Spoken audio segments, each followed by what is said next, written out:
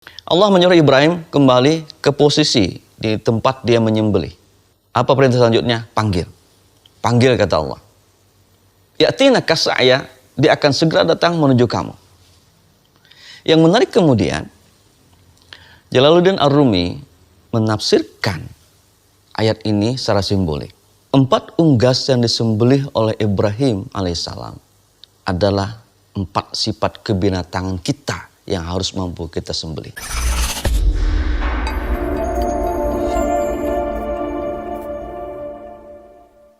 Assalamualaikum warahmatullahi ta'ala wabarakatuh. Bismillahirrahmanirrahim. Alhamdulillah. Salatu wassalamu ala Rasulillah Muhammad ibn Abdillah wa ala alihi wa sahbihi wa mawalah, amma ba'du. Raditu billahi rabba bil islami dina wa bi Muhammadin nabiyya wa rasulah. Bishrah li sadri wa yassir li amri wahlul 'uqdatam min lisani yafqahu qawli. Qala Allah Ta'ala fil kitabil karim. Bismillahirrahmanirrahim. Inna a'tainakal kautsar washolli li rabbika wanhar. Inna syani'aka huwal abtar. Shadaqallahul azim.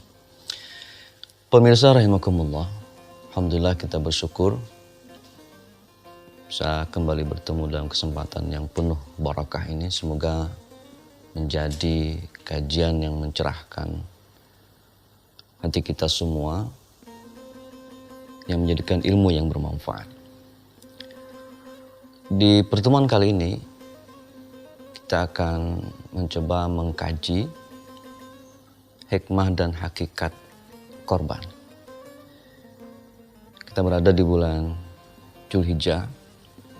Ada 2 ibadah besar di bulan ini, haji, dan di dalamnya ada juga ibadah korban.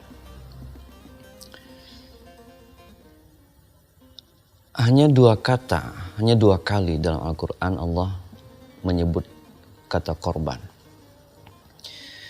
Pertama di dalam surah Al-Maidah ayat 27, ini terkait dengan korban yang disampaikan oleh Qabil dan Habil, putranya Adam alaihissalam, ketika Allah perintahkan untuk mereka menyampaikan korban.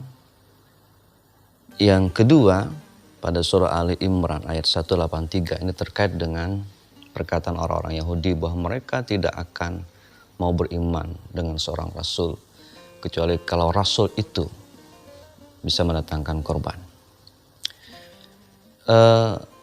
Korban ini dari kata qariba yaqrabu qurban wa qurbana.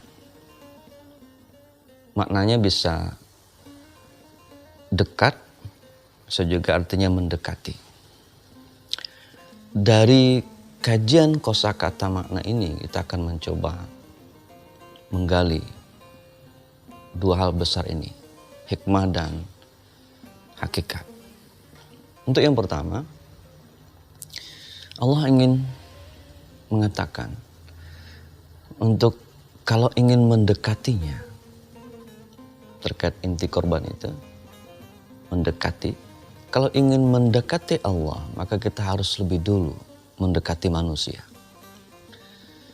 Salah satu wacana korban adalah membahagiakan orang lain. Dalam hal ini wabil khusus adalah orang-orang miskin. Sebab daging korban diantaranya harus dibagikan kepada fakir miskin. Wacana ingin membahagiakan orang miskin, ini hikmah penting. Dan itulah wajah Islam yang sungguhnya. Paling peduli kepada kaum du'afa, orang-orang yang termarginal, orang-orang yang terpinggirkan, yang kadang orang-orang tidak dihargai. Namun Rasul tampil menjadi orang-orang yang paling mengerti, paling sayang dengan mereka. Kalau kamu ingin mencari aku, kata Rasul, carilah aku di tengah-tengah orang miskin. Nikmat pertama, ya, yang harus kita pahami betul. Artinya ketika kita melaksanakan korban, inti kita mendekatkan diri kepada Allah. Sudahkah kita mendekatkan diri kepada orang-orang yang kebanyakan mereka dijauhi. Abdalul a'mali idkhalus surur ala qalbil mu'minin. Ini yang ingin Rasul tunjukkan spirit dalam kaitannya ibadah korban. Abdalul a'ma. Di antara amal ibadah yang paling utama kata Rasul adalah idkhalus surur ala qalbil mu'minin. Memasukkan rasa bahagia ke dalam hati orang mukmin. Kita ingin membahagiakan mereka. Kenapa? Innamal mu'minuna ikhwatun. Orang mukmin itu kata Allah bersaudara. Bahkan Ghazali kemudian mengomentari hadis ini. Belum dikatakan Muslim, kata Imam Ghazali, kalau seseorang belum menganggap orang lain itu saudaranya. Imam Ghazali sebenarnya hanya ingin menegaskan kembali apa yang Rasul katakan. La yu'minu ahadukum hatta yuhibba li akhihi ma yuhibbu li nafsi.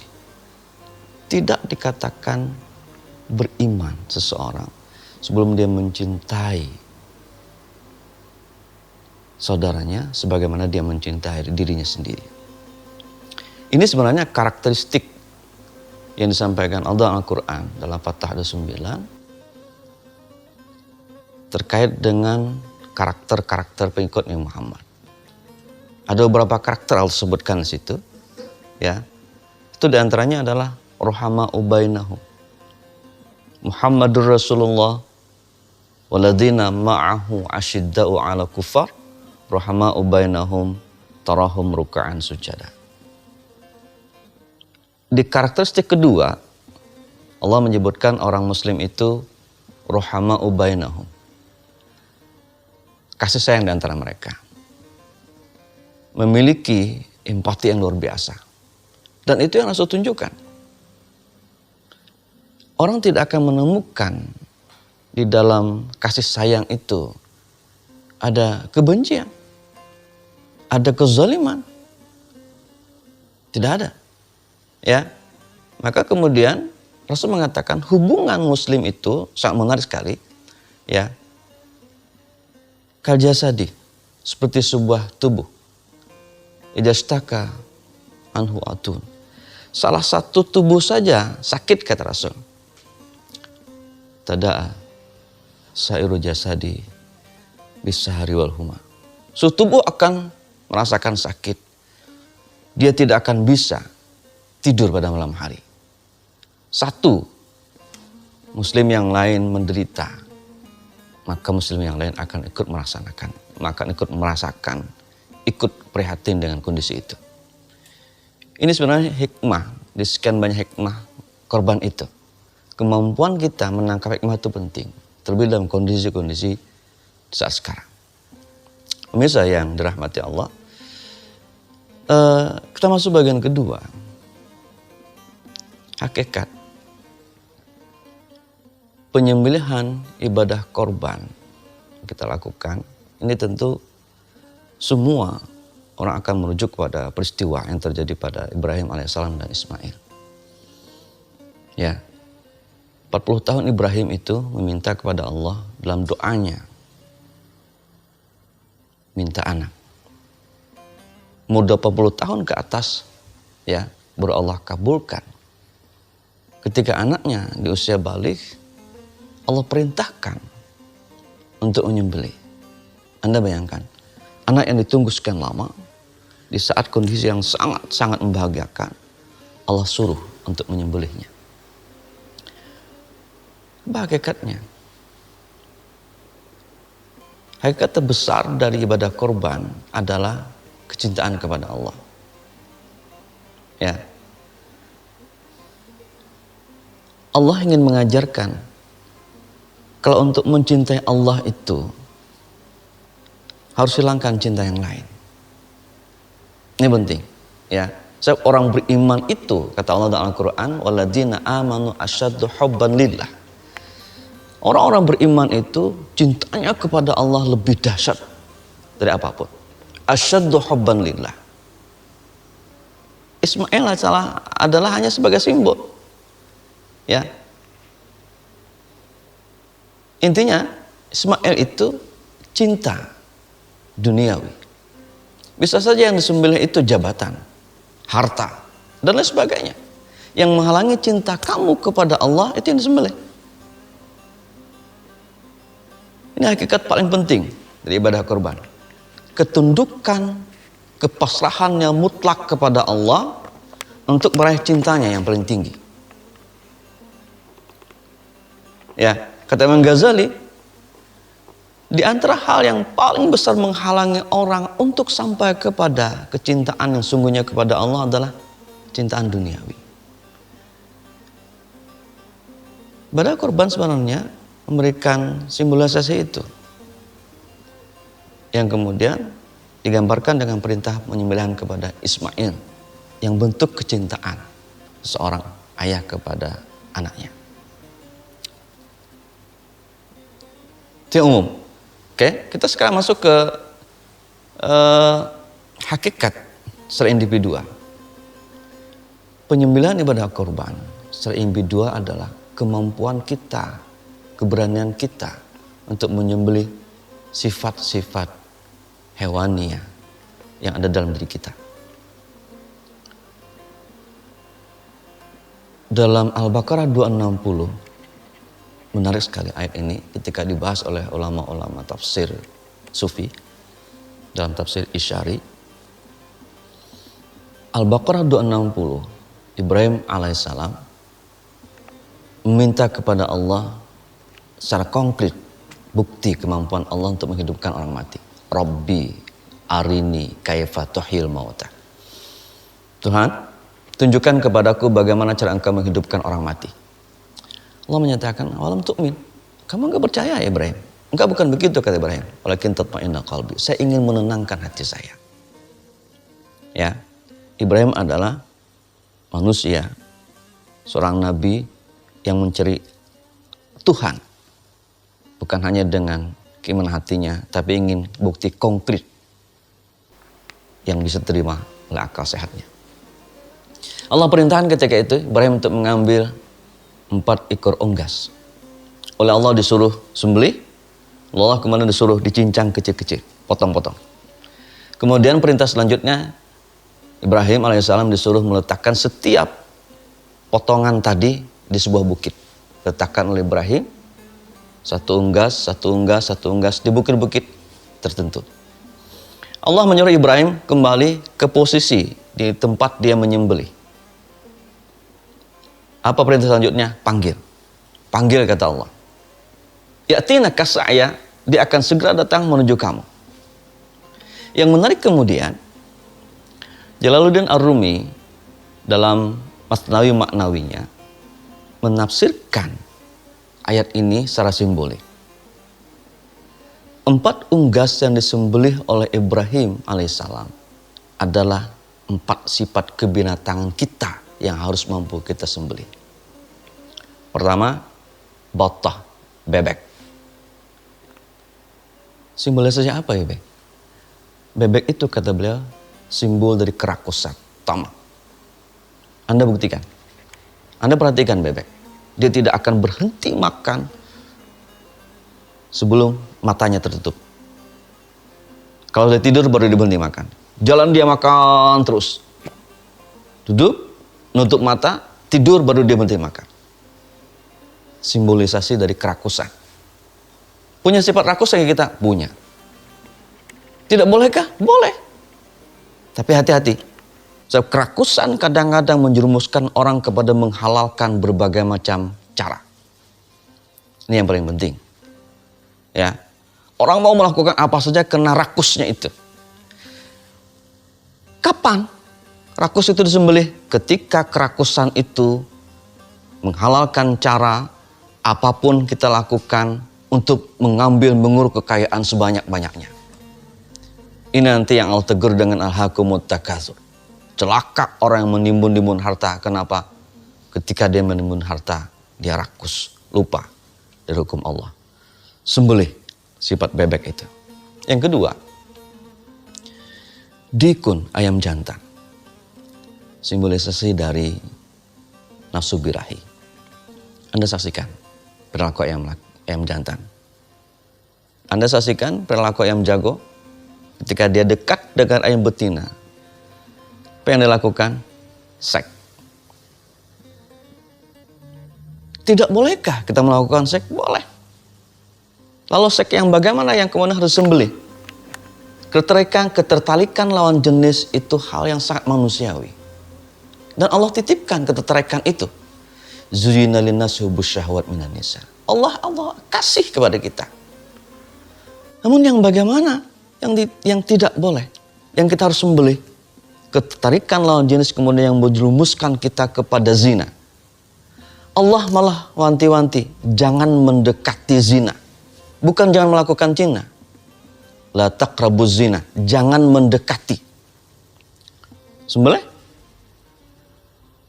Ya, sifat ayam jago, ayam jantan itu dari kita agar kita kemudian terpelihara dari aib-aib yang mengganggu bersihnya keturunan. Kita punya nafsu, kontrol nafsu kita dengan syariat Islam. Yang ketiga yang disembelih Ibrahim itu adalah taus, burung merak. Simbolisasi dari apa? Takabur, kesombongan. Kita semua punya indikasi untuk sombong. Karena kita diberikan Allah keistimewaan masing-masing. La tahtakir man dunaka falikulli syai'in maziyah. Itu pesan ulama. Jangan pernah menghina orang.